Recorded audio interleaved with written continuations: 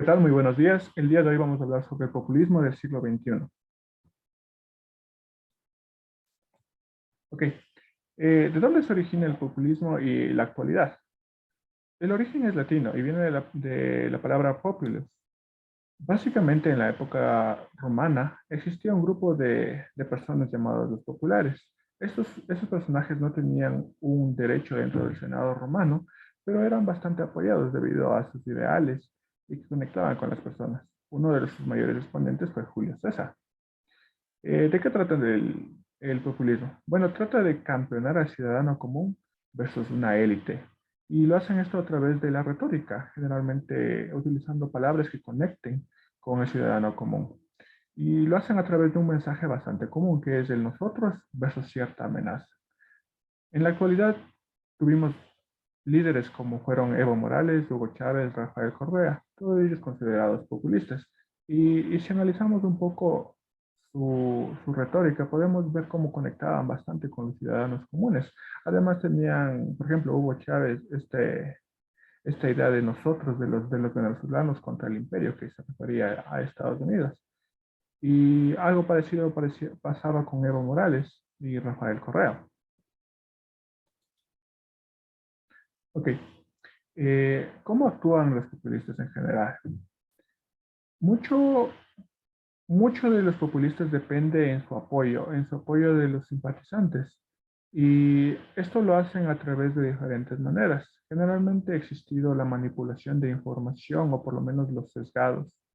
Tenemos unos cuantos ejemplos desde el siglo anterior, como sería Hitler. Hitler, para mantener su apoyo nacionalista y evitar ser molestado por los entes extranjeros, eh, decidió quemar, molestar, dañar la prensa de los judíos, por ejemplo. Ahora en la actualidad, bueno, hace poco, Cristina Kirchner fue presidenta y dentro de sus políticas o dentro de sus acciones era maquillar las cifras de la inflación de Argentina y esto se debía a que este tema de la inflación es muy importante para los ciudadanos y quería mantener la simpatía de ellos. Unos casos un poco más extremos son los realizados por Hugo Chávez, por ejemplo. Eh, pasó, al- pasó una ley que le permitía cerrar estaciones de transmisión de información, si es que de alguna manera él se sentía criticado o sentía cierta difamación. Y esto no solo se limita al continente latinoamericano. Algo parecido también apareció en Grecia en 2006, cuando su presidente decidió cerrar canales de televisión porque no se alineaban con sus pensamientos. Eventualmente dictaminaron que eso era ilegal, pero esa es la manera en cómo actúan ciertos populistas para mantener el control y el control de las masas. Pero aunque ese tipo de casos suceden, no todo es malo. Hay ciertas cosas que también suelen hacer, como es el aumento en el gasto público. Ah, existen ciertas cosas que suelen hacer, por ejemplo, los subsidios y los programas sociales. Los subsidios, por ejemplo, Hugo Chávez aplicaba un subsidio enorme a la gasolina y bueno, hasta la actualidad eh, Nicolás Maduro lo sigue haciendo y eso ha generado desbalances dentro de la economía de Venezuela. Durante el tiempo de Rafael Correa igual hubieron subsidios, no tan exagerados como los de Venezuela, pero aún así existieron. Además, se dedican a programas sociales. Por ejemplo, aquí en Ecuador existió el programa Manuela Sáenz, que ayudaba a discapacitados.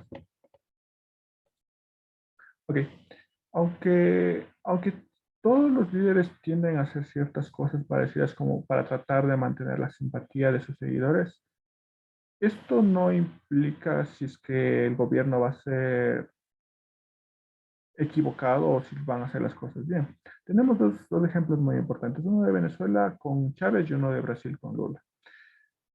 Chávez fue una persona bastante extremista y eso se notaba dentro de las políticas que él tenía. Por ejemplo, el libre mercado virtualmente dejó de existir y muchas de las empresas extranjeras que tenían sus inversiones dentro de Venezuela las perdieron porque Chávez decidió nacionalizar cada una de estas empresas. Además, como habíamos mencionado, la gasolina. El precio de la gasolina es súper barato ahí en Venezuela. Además, la prensa se ve constantemente atacada, se veía constantemente atacada por lo que hacía Chávez, porque no les permitía expresarse. Esto dio como resultado un país que es empobrecido y eso que es uno de los países que tienen las mayores reservas de petróleo en el mundo. Además es considerado un país bastante peligroso. Ahora con Lula. Lula llegó al poder en 2003 con ciertas promesas, especialmente de terminar con la corrupción, de participación democrática, participación agraria y de distribución de la riqueza. Esas cosas fueron las que le apoyaron a llegar al poder, pero no actuó de una manera extrema como lo hizo Chávez. De hecho, escribió una carta hacia inversionistas y en esta carta detallaba que él estaba apuntando a la estabilidad del mercado, que no estaba apuntando a manejarlo como lo había hecho Chávez. Esto dio bastante tranquilidad a los inversionistas extranjeros, incluso siendo este un gobierno populista. Pero gracias a estas medidas, Brasil se recuperó de la crisis económica de 2008 antes que Estados Unidos. Lula fue una persona que supo manejar bien esos temas.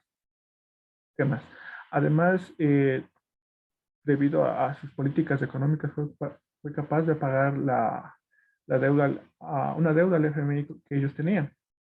Entonces, me gustaría recalcar aquí que no depende el éxito o no de una nación si el líder es populista, más bien depende de las acciones que va tomando.